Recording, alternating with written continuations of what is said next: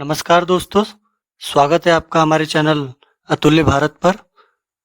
और जैसा कि आज हम चर्चा करने वाले हैं भारत की नदियों से संबंधित विषय पर। सबसे पहले चर्चा करते हैं कि हिमालयी नदियां और प्रायद्वीपीय नदियां। जो भारत की नदियां हैं वो दो भागों में विभाजित हैं, एक हिमालयी नदियां, दूसरा प्रायद्वीपीय नदियां। अब हिमालयी नदियां की अगर बात करते हैं तो इसमें वो नदियां होती हैं जो कि इनके नाम से ही समझ में आ रहा है, हिमालयी नदियां, जो हिमालय से निकलकर बहती हैं। ठीक है। और इसमें वर्ष भर पानी भरा रहता है क्योंकि ये हिमालय में ग्लेशियरों से निकलती हैं। ग्लेशियर में बर्फ पिघलती रहती है और ये कंटिन्यू नीचे को आती रहती है, तो इसलिए लगातार ये इनमें वर्ष भर पानी भरा रहता है। लेकिन जो हम प्रायद्वीपीय नदियों की बात करते हैं तो ये क्या है, मध्य भारत में और दक्षिण भारत में पाई जाती हैं।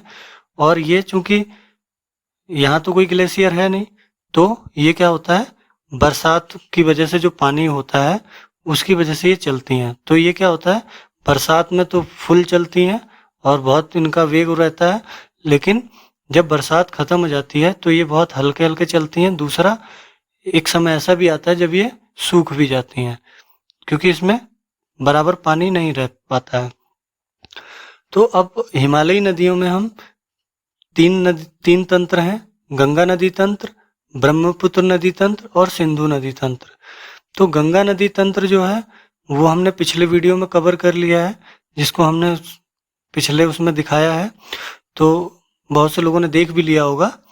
तो उसमें बहुत अच्छे तरीके से समझाया है, सहज और सरल तरीके से बिल्कुल समझा रखा है। इसमें समझने में कोई किसी को दिक्कत नहीं आई होगी वैसे। लेकिन जिन लोगों ने नहीं देखा है वो चैनल पे विजिट करके देख सकते हैं।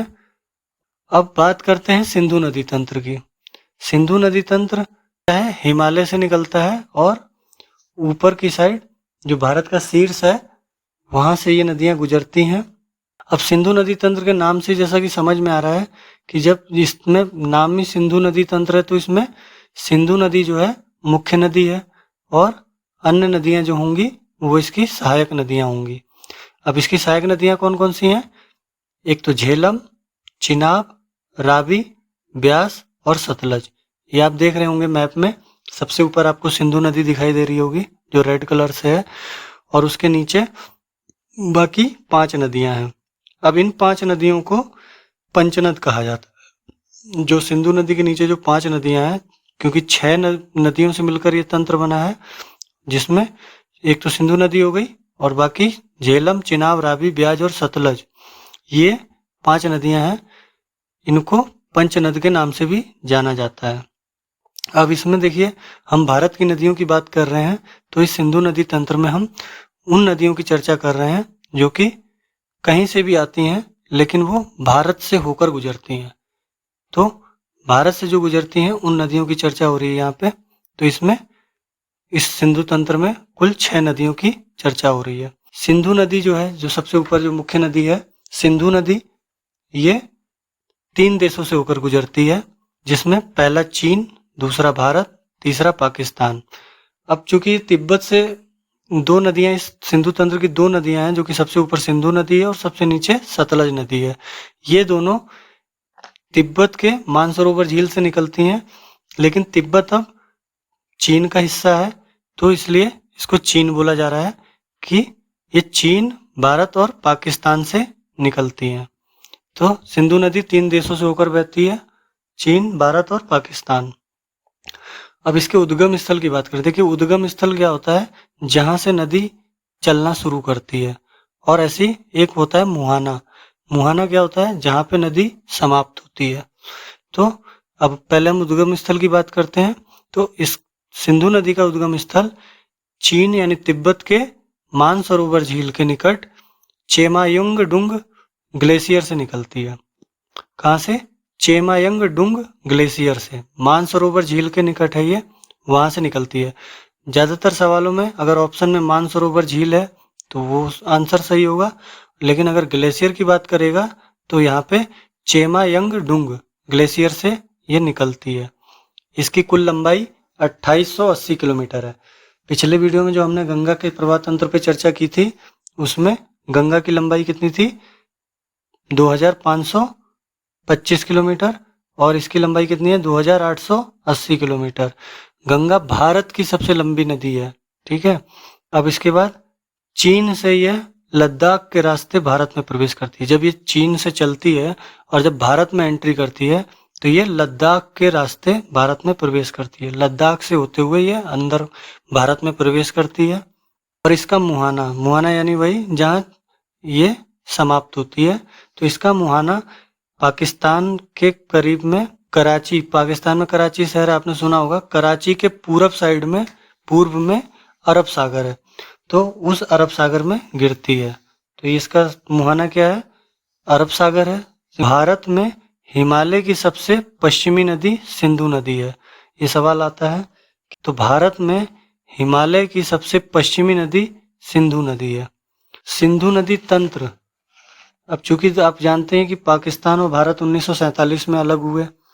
अब अलग हुए तो भारत और पाकिस्तान पहले एक ही थे, लेकिन बाद में अलग हुए। तो अब ये जो सिंधु नदी तंत्र में जितनी भी नदियां हैं वो भारत से वो निकलती हैं और पाकिस्तान में जाती हैं, और पाकिस्तान से होकर अरब सागर में जाके गिर जाती हैं। पाकिस्तान को ये डर सताने लगा कि भाई कल को कोई विवाद हुआ तो कहीं भारत इन नदियों का पानी रोक न दे, क्योंकि नदियां जानती हैं सिंचाई से लेके बिजली बनाने से लेके और इनका बहुत सा उपयोग है। तो कहीं विवाद उत्पन्न होने पर भारत इस नदियों के पानी को रोक न दे, इसके लिए उसने आवाज उठाई, आपसी बातचीत हुई, और इसमें 1960 में सिंधु जल समझौता हुआ, जिसे इंदुस रिवर ट्रीटी भी कहा जाता है। कब हुआ ये? 1960 में सिंधु जल समझौता, इंदुस रिवर ट्रीटी। सिंधु को इंग्लिश में इंदुस कहते हैं, तो इंदुस रिवर ट्रीटी हुई। इस संधि पर तत्कालीन प्रधानमंत्री जवाहरलाल नेहरू और पाकिस्तान के राष्ट्रपति अयूब खान ने हस्ताक्षर किए थे। इसमें तय हुआ कि मैप में जैसे आप देख रहे हैं कि भारत सिंधु एवं उसकी अन्य दो सहायक नदियों झेलम और चिनाब, यानी कि ऊपर से देखिए आप, सिंधु नदी, फिर क्या है? झेलम नदी है, और फिर कौन सी है? चिनाब नदी। यानी कि इसकी कुल 6 नदियों में से ऊपर की 3 नदियों की बात हो रही है। तो ये इन 3 नदियों का भारत मात्र 20% जल ही उपयोग कर सकता है, और बाकी 80% जल पाकिस्तान के उपयोग के लिए उसको छोड़ना पड़ेगा।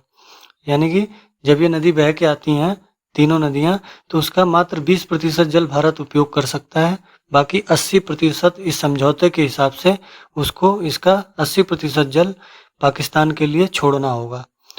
और इसके अलावा भारत जो बाकी की 3 नदियां नीचे हैं रावी, ब्यास और सतलज, रावी, ब्यास और सतलज का, इन तीनों नदियों का जो पानी है इस पर भारत का पूरा अधिकार रहेगा। ये समझौते में तय किया गया।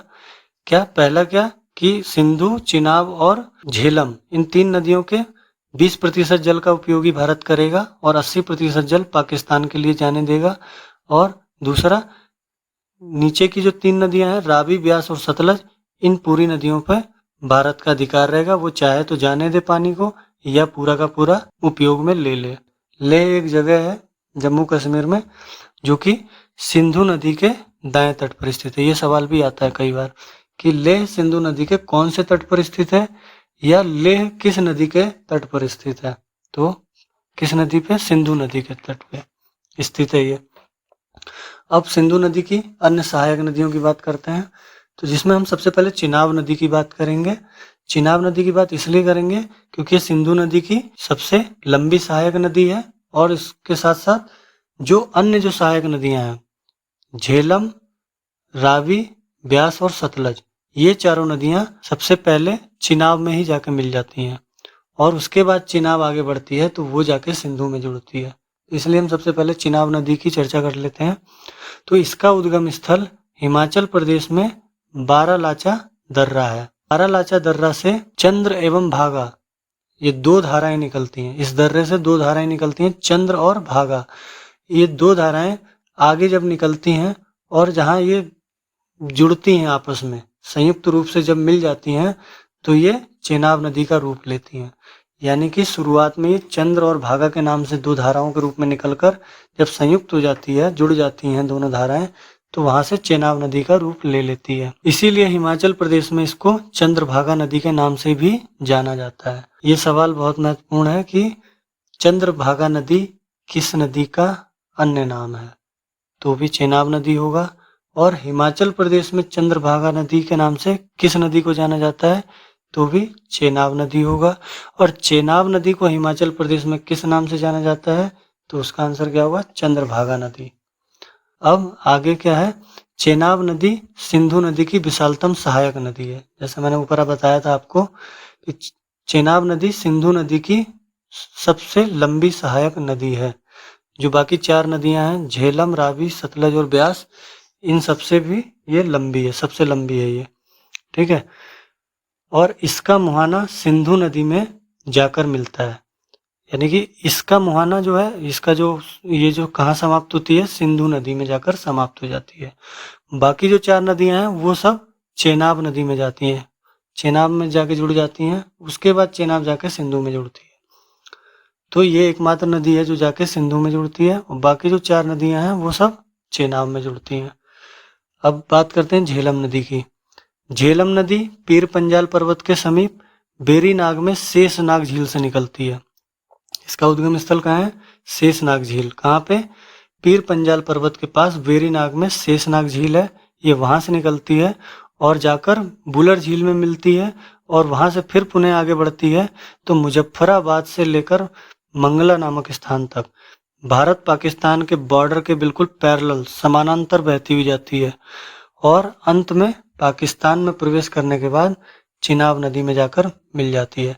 तो ये चिनाब नदी में कहाँ जाकर मिलती है, पाकिस्तान के अंदर, ठीक है। देखिए बाकी भी जाके पाकिस्तान में ही जाके अंदर चेनाब नदी में मिलती हैं, लेकिन जो ब्यास नदी है वो भारत में ही सतलज के अंदर मिलती है, वो आगे हम समझेंगे। और इसके अलावा क्या है अगला पॉइंट, श्रीनगर झेलम नदी के तट पर स्थित है।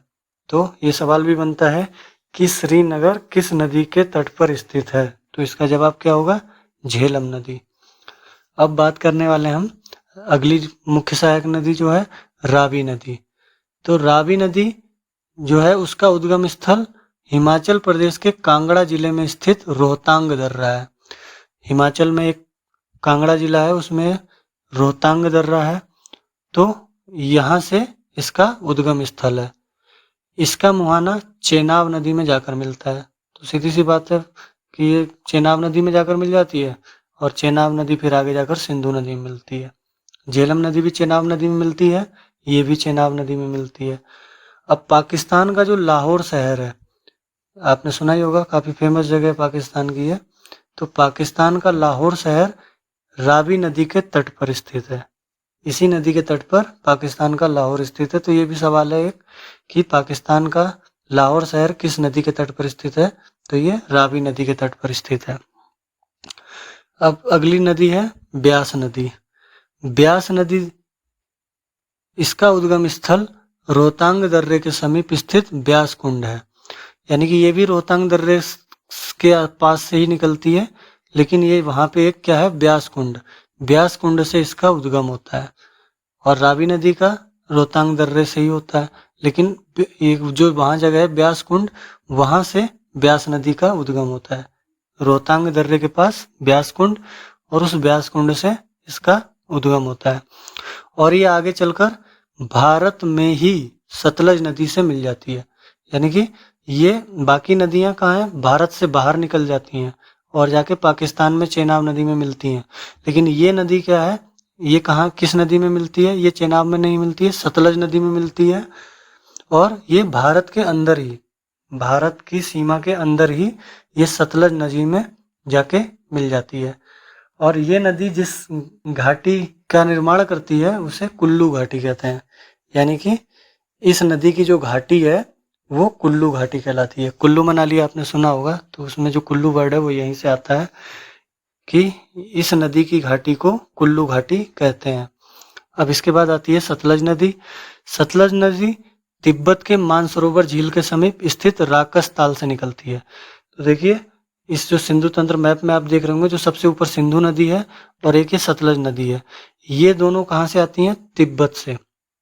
जो चीन में तिब्बत है, तिब्बत के मानसरोवर से ही ये दोनों नदियां आती हैं, और बाकी की बीच की जो सारी नदियां हैं ये सब का उद्गम कहाँ है? भारत में ही है।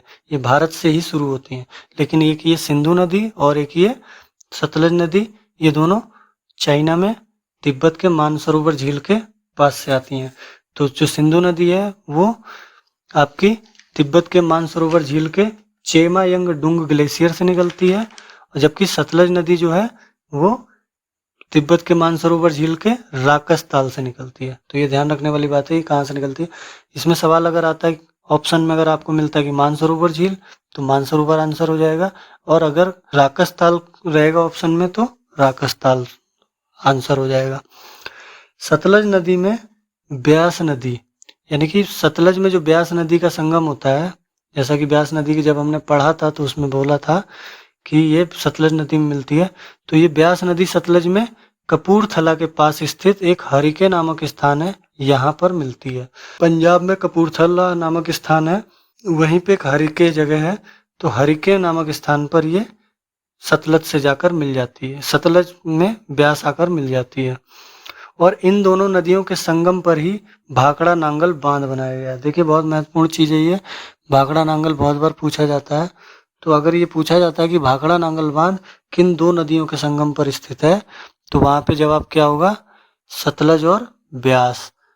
और अगर ये पूछा जाए कि किस जगह पर भाखड़ा नांगल बांध बना हुआ है, तो हरिके नामक क्षेत्र में, कपूरथला पंजाब में कपूरथला के पास हरिके नामक स्थान पर। ठीक है, अब यहीं से इसी भाखड़ा नांगल बांध से भारत की सबसे लंबी नहर, जिसका नाम क्या है? इंदिरा गांधी नहर।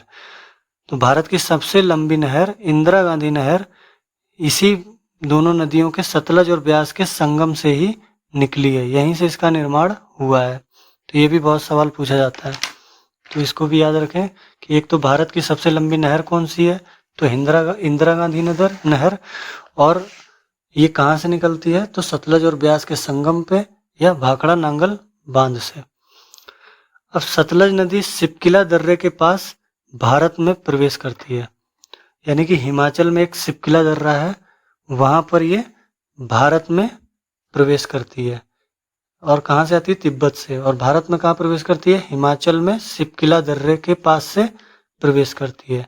इसकी एक मुख्य सहायक नदी स्पीति नदी है। तो सतलज की मुख्य सहायक नदी कौन सी है? स्पीति नदी। तो ये सवाल भी आता है बहुत बार, तो इसका आंसर क्या होगा? स्पीति नदी। तो इस तरीके से सिंधु नदी तंत्र का सफर पूरा होता है, और आशा करते हैं कि आपको ये जानकारी पसंद आई होगी और ये आपके लिए काफ़ी उपयोगी भी होगी। तो दोस्तों, वीडियो को लाइक करना और चैनल पर अगर नए हैं तो सब्सक्राइब करना बिल्कुल भी ना भूलें। और अगले वीडियो में हम चर्चा करेंगे हिमालयी नदियों के तीसरे तंत्र ब्रह्मपुत्र प्रवाह तंत्र के बारे में। तब तक के लिए इजाज़त दीजिए। धन्यवाद।